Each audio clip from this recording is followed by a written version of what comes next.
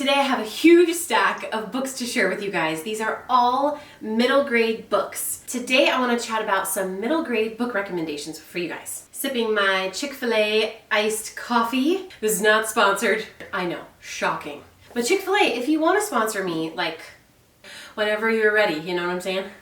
I am a huge fan of middle grade. It's springtime now and it's the beginning of new blossoms on the trees, growth beginning, and I feel like middle grade books carry that spirit of newness, coming of age, starting something for the first time, gaining confidence and bravery, and I particularly love middle grade books that just have that hopeful spirit to them. And I feel like spring is the perfect time.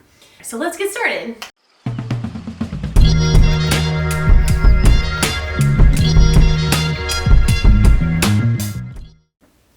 So this is a book you may or may not have heard about. It is called The Box and the Dragonfly by Ted Sanders, and it is the first book in the Keepers series. Now, I've only read book 1 in the series, but I absolutely enjoyed it. This book swept me away into a secret society that a boy finds out he is linked to. The protagonist's name is Horace. We follow him when he sees his own name on a street sign that he's passing by on a bus. And that's when this adventure takes off, and he starts to find out that he is linked to this society and that there is a magical object that he personally connects with.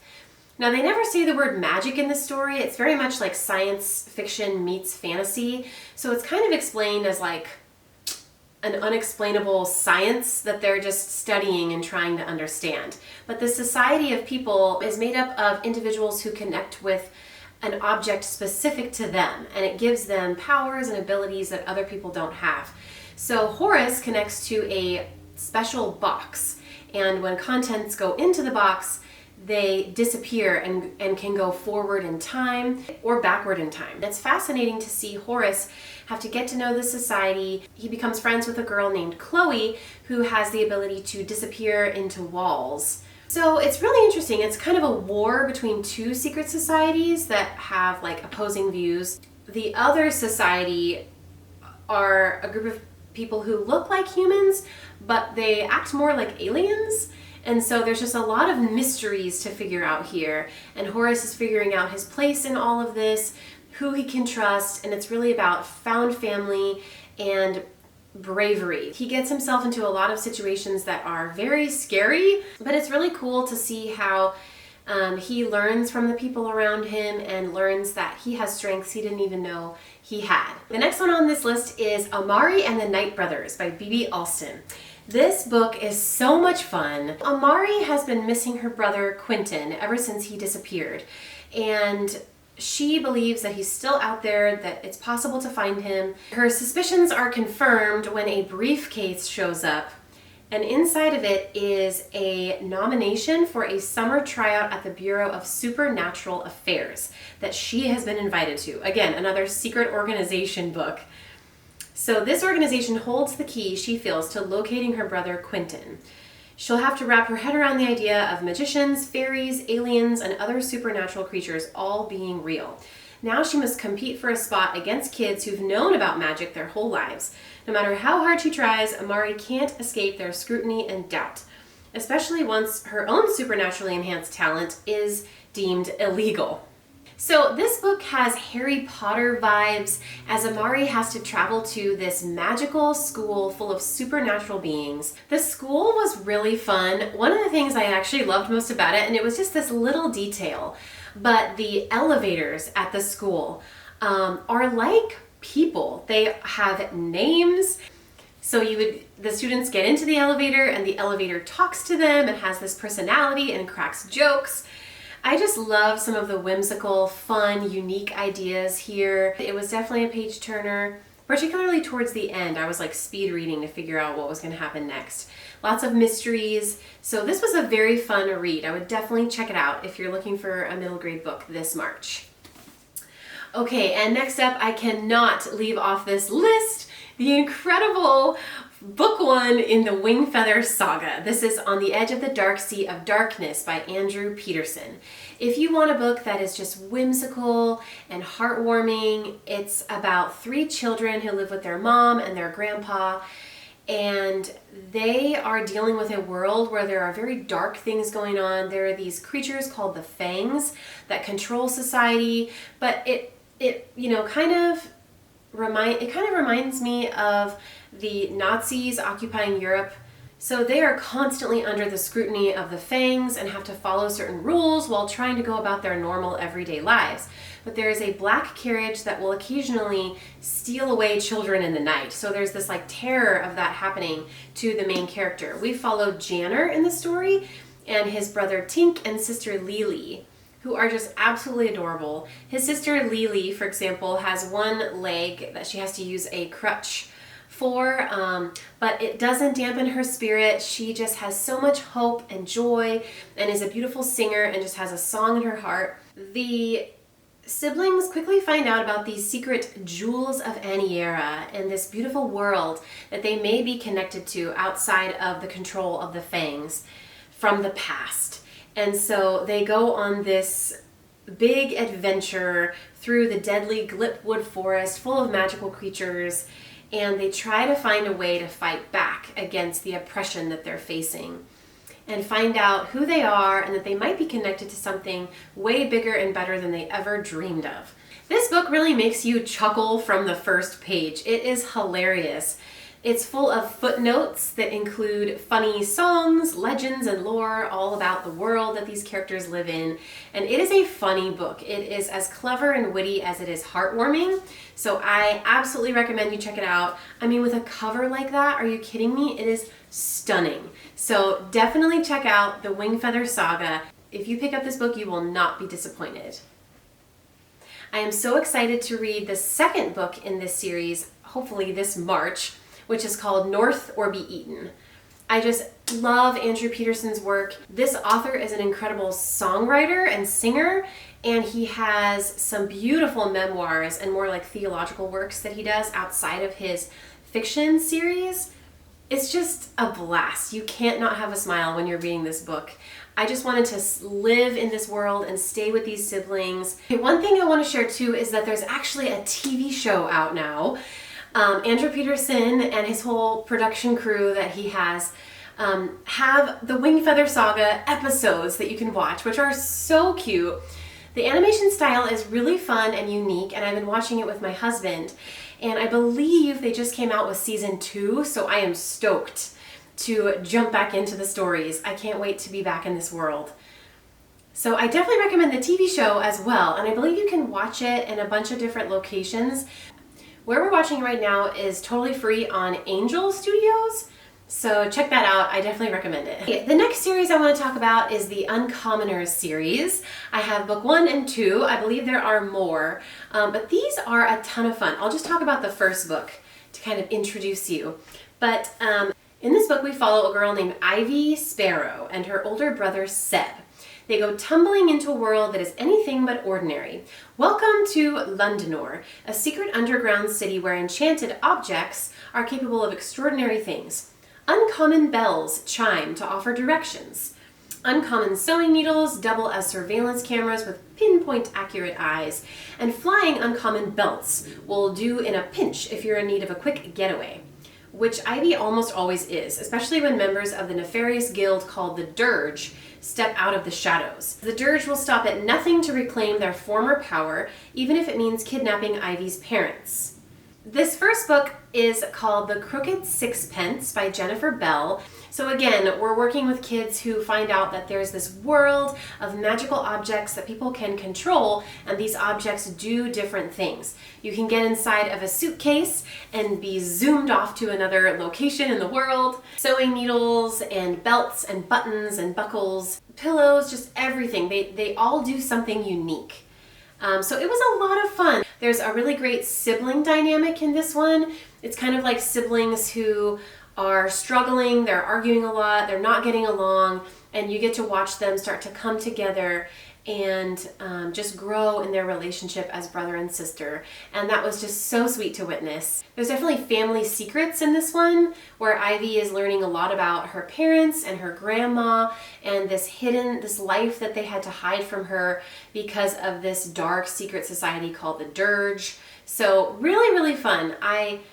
I enjoyed it. There's a spirit to this book that's just so fun. This one I think has more fall vibes, but the second one, The Smoking Hourglass, there's a scene in this that totally reminds me of Mary Poppins and Bert when they go into that chalk drawing and they go have tea in that little beautiful, very green English countryside. There's a moment like that in this book, and you just smell the green grass. There's flowers blooming. It's totally got those springtime vibes. So this is a great one too. I've read both and definitely recommend both.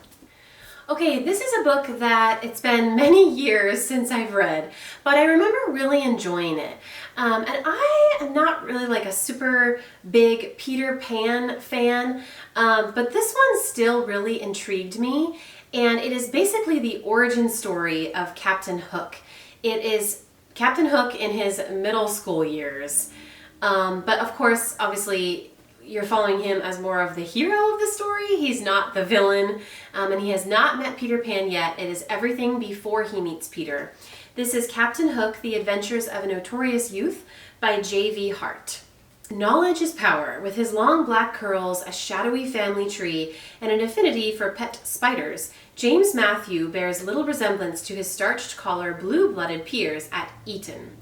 Dubbed King Jas, he stops at nothing to become the most notorious underclassman in the prestigious school's history. For James, sword fighting, falling in love with an Ottoman sultana, and challenging the Queen of England are all in a day's skullduggery. But when he sets sail on a ship with a mysterious mission, King Jas's dream of discovering a magical island quickly turns into an unthinkable nightmare.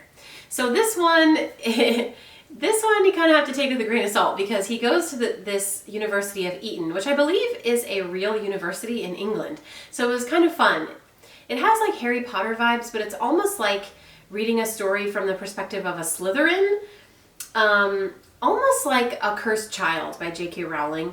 But it's a lot about him, you know, kind of getting into trouble at school, but also ultimately like defending the people that he loves, and having to go on this mission and kind of stand up to bullies because he does have bullies in this one. I wouldn't say that I condone all of his behavior in this story. It's Captain Hook, but he does learn important lessons along the way, and I still thought it was a lot of fun and a cute retelling in a way, or inspired by Captain Hook from Peter Pan, but a younger Captain Hook who has not perhaps sold his soul quite yet. Okay, the next one on this list is another wintry middle grade read. This is Sky Song by Abi Elphinstone. Okay, so in this book we follow a girl named Eska who has been captured in a music box, and a boy named Flint whose inventions could change the fate of their world. You arrive in the snowy kingdom of Erkenwald, where whales glide between icebergs, wolves hunt on the tundra, and polar bears roam the glaciers. But the people of this land aren't so easy to find, because Erkenwald is ruled by an evil ice queen, and the tribes must stay hidden or risk becoming her prisoners at Winterfang Palace. This is a story about an eagle huntress, an inventor, and an organ made of icicles. But it is also a story about belonging, even at the very edges of our world. So this is just a beautiful, charming read in the icy, snowy world of Erkenwald. You get to follow protagonists who ends up finding a connection to this eagle and friendship with a boy named Flint as they try to take back the world of Erkenwald from this ice queen who has put all of the tribes in hiding and put everyone in a state of fear. It is totally, if you want those cold, icy vibes, set in this beautiful polar world. If those things sound fun to you, this is definitely a great book for you. Next one on this list is probably a favorite for a lot of people, and it is The Mysterious Benedict Society by Trenton Lee Stewart. I mean, I can't say enough good things about this book. It was so good that Netflix literally made a TV show series about it. And I think from the moment that I saw this cheery, happy yellow cover with that mysterious, fun house on the front full of interesting characters, I was like, I'm hooked. So this book follows Rainy Muldoon, a boy who has just like a knack with words. He loves to read, and he's really good at figuring out riddles and puzzles. He's really smart, and he discovers an ad in the newspaper and it basically invites children to enroll and take a series of mysterious mind-bending tests in order to go on a secret mission that only the most intelligent and resourceful children could complete. At the end of all these challenges, Rainy Muldoon is accepted along with 3 other children, Sticky Washington, Kate Weatherall, and Constance Contraire.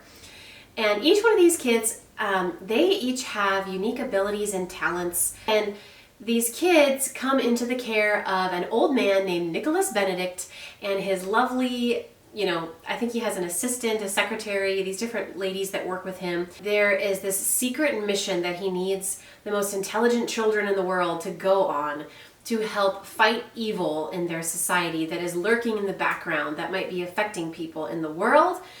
And it's just such a fun ride, super mysterious as the title implies, and you will have so much fun with these kids as they go on this adventure. It's full of found family.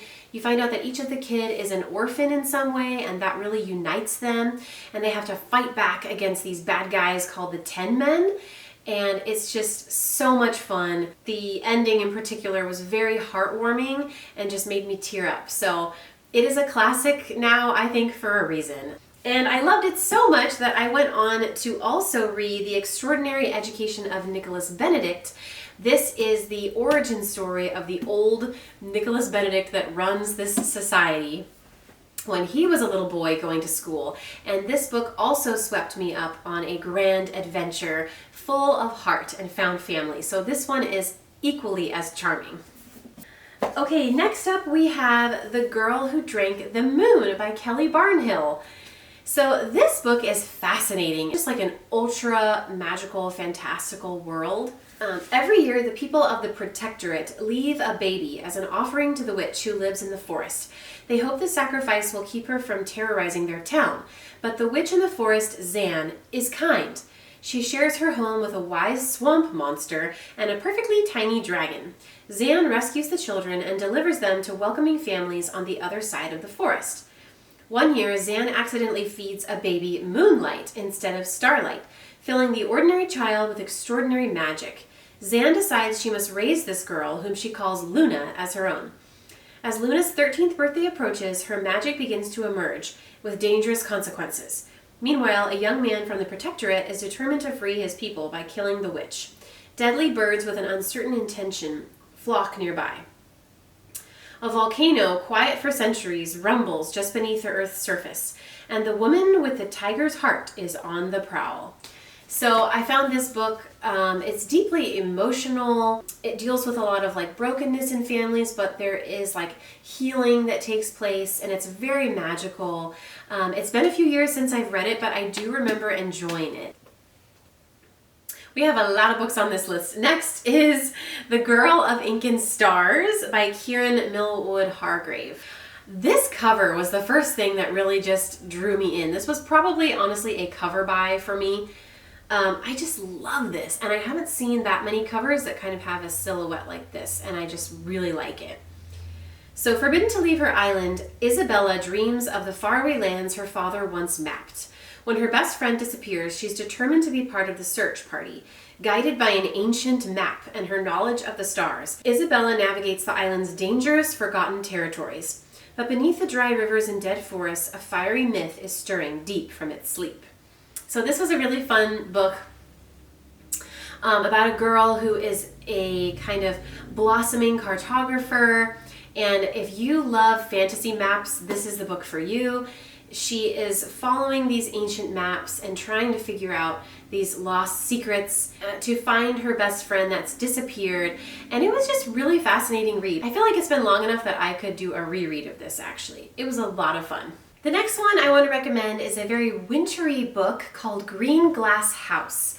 This book is by Kate Milford, and we follow a boy named Milo in it.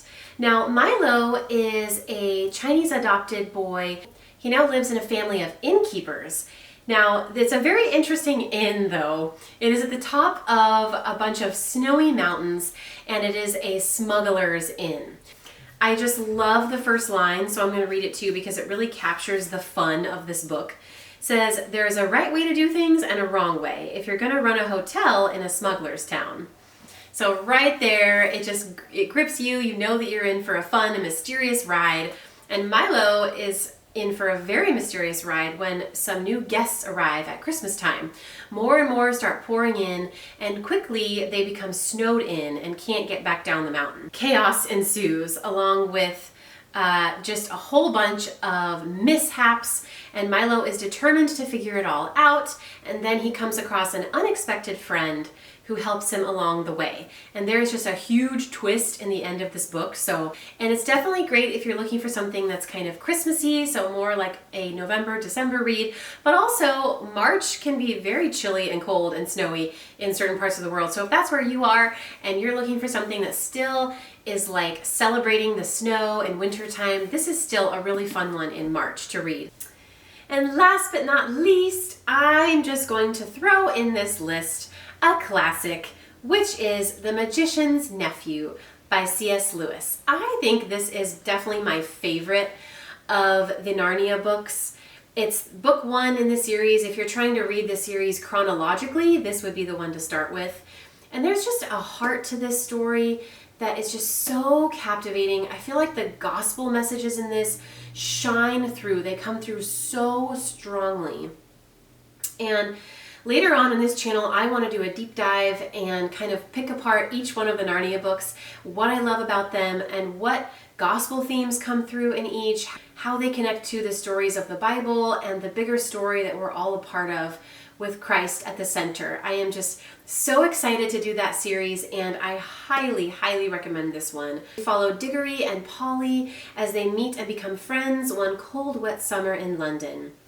Their lives burst into adventure when Diggory's uncle Andrew, who thinks he's a magician, sends them hurtling to somewhere else. They find their way to Narnia, newborn from the lion's song, and encounter the evil sorceress Jadis before finally returning home. I just love that they have to jump through these different puddles that take them to other worlds, and we see the formation of the world Narnia in this. We literally see the creation of Narnia. It is just so incredibly cool with an ending that just makes me cry. I cannot recommend this book enough, and I think it's perfect if you're looking for a classic middle grade book to read this March.